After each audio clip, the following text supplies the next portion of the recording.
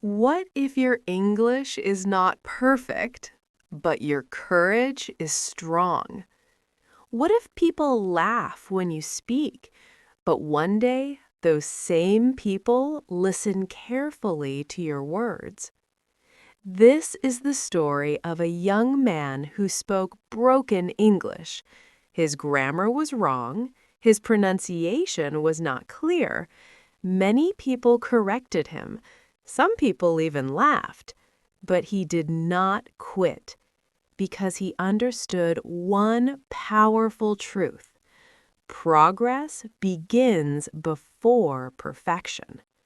If you are learning English and you feel shy, scared, or not good enough, this story is for you. Watch until the end because you might see yourself in this story. And if you believe that mistakes are part of success, subscribe now and let's grow together. Chapter 1. The Boy Who Was Afraid to Speak. In a small town in the Philippines, there lived a young man named Miguel Santos. Miguel was kind, hardworking, and full of dreams. But he had one big problem. He was afraid to speak English. Miguel understood simple English. He could read short articles, he could watch movies with subtitles, but when it was time to speak, his mind became empty. His hands became cold. His heart beat fast, and his mouth refused to open. In school, his teacher, Mrs. Ramirez, often asked students to speak in English during class.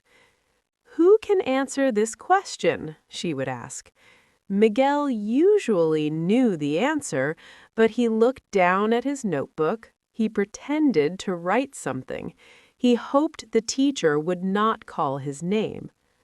One day, Mrs. Ramirez said, "Miguel, please stand and explain your answer." Miguel slowly stood up. "Ma'am, I think the character is, how to say, feeling sad because his family is not complete." Some students started whispering. One boy in the back laughed softly. Miguel's face turned red. Mrs. Ramirez corrected him gently. "You can say, the character feels sad because his family is incomplete." Miguel nodded. He sat down. He felt small. That day, he told himself, maybe English is not for me. Chapter 2. A Dream Bigger Than Fear. Miguel's father worked as a security guard. His mother sold food in the market. They worked very hard to support him and his younger sister, Angela. One evening, while they were eating dinner, his father said, "Miguel, my friend's son is now working in Manila. He got a job in a call center. His English helped him." Miguel listened carefully. In their town, many young people wanted to work in call centers. The salary was higher. They could support their families. But there was one requirement: good English communication skills. That night, Miguel lay in bed and stared at the ceiling. "I want to help my family," he whispered to himself, "but my English is broken." He felt fear, but he also felt something stronger. He felt responsibility, and responsibility slowly became motivation. The next morning, Miguel made a small decision. He would practice speaking English every day, even if he sounded wrong. Chapter 3. The first step was ugly. Miguel started simple. He spoke to himself in front of a mirror. "Good morning. My name is Miguel. I am 19 years old. I live in Batangas." At first, he felt silly. His pronunciation was not smooth. His sentences were short and basic. Sometimes he stopped in the middle because he did not know the next word. But he did not stop practicing. He watched English videos online. He repeated sentences. He copied how speakers moved their mouths. One afternoon, his sister Angela heard him practicing. "Kuya, why are you talking alone?" she asked, smiling. "I'm practicing English," Miguel answered. Angela laughed kindly. "It sounds funny." Miguel smiled, but inside he felt hurt. Still, he continued. Every day, 10 minutes became 20 minutes. 20 minutes became an hour. His English was still broke. Chapter 4. The Day He Was Laughed At. After a few months, Miguel decided to be brave. Their barangay organized a small youth meeting. Volunteers were asked to share ideas about community projects. Miguel raised his hand. His heart was beating fast again, but this time he did not look down. "I think we can make a small reading program for children," he began. Some words came out wrong. His grammar was not perfect. "We can teach them English and help them not scared to speak." A few people in the audience smiled. One teenager whispered something and laughed. Miguel heard it. For a second, he wanted to sit down. But then he remembered his father's tired face after work. He remembered his mother counting small bills at night. He remembered Angela saying his English sounded funny. So he continued. "Even if our English is not perfect, we can start, because if we wait perfect, maybe we never start." This time, no one laughed. In fact, an older woman clapped first. Then others followed. Miguel sat down.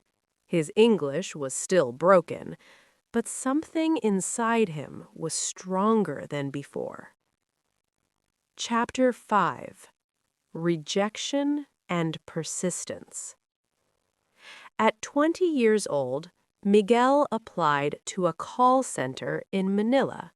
He wore his best polo shirt. He practiced common interview questions. "Tell me about yourself. Why should we hire you? What are your strengths?"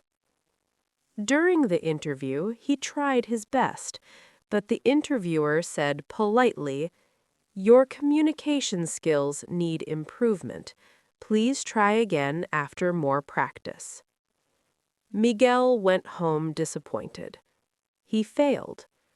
But this time, he did not say, "English is not for me." Instead, he said, "I am not ready yet." There was a difference. He joined a free online speaking group. He found a language partner named Carlo Reyes, and every night they talked in English for 30 minutes. Sometimes they both made mistakes. Sometimes they corrected each other. Sometimes they laughed at their own grammar. But they did not quit. Miguel also recorded his voice. At first, he did not like listening to himself. His pronunciation sounded strange. But slowly, he noticed improvement. His sentences became longer. His pauses became shorter. His confidence became stronger. Progress was happening. Not perfectly, but clearly. Chapter 6. The Second Interview. 1 year later, Miguel applied again. This time, he felt nervous, but not afraid. During the interview, he spoke clearly.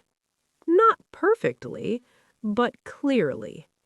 When he made a small grammar mistake, he corrected himself naturally. He smiled. He maintained eye contact. At the end of the interview, the recruiter said, "You have improved a lot. Welcome to the team." Miguel felt his eyes fill with tears. His English was still not perfect, but it was strong enough to open a door. Chapter 7. The Real Lesson. Months later, Miguel returned to his hometown for a visit. At another youth meeting, he was invited to speak about his journey. He stood in front of the same kind of audience. This time, he spoke with more confidence. "I used to think I needed perfect English before I could speak, but I learned something important." He paused. Progress begins before perfection. He looked at the young students in front of him. If you wait until you are perfect, you will wait forever. Speak now. Improve while speaking. Learn while failing. He smiled. "My English is still not perfect, but I am not the same person who was afraid to raise his hand." The room was quiet. Then the applause began. Not because his English was flawless, but because his message was true. Maybe you are like Miguel. Maybe you feel shy when you speak English. Maybe people correct you. Maybe someone laughed at you before. But listen carefully. Broken English is not a sign of failure. Silence is. Every fluent speaker was once a beginner. Every confident voice was once shaking. Do not wait for perfect grammar. Do not wait for perfect pronunciation. Do not wait for perfect confidence.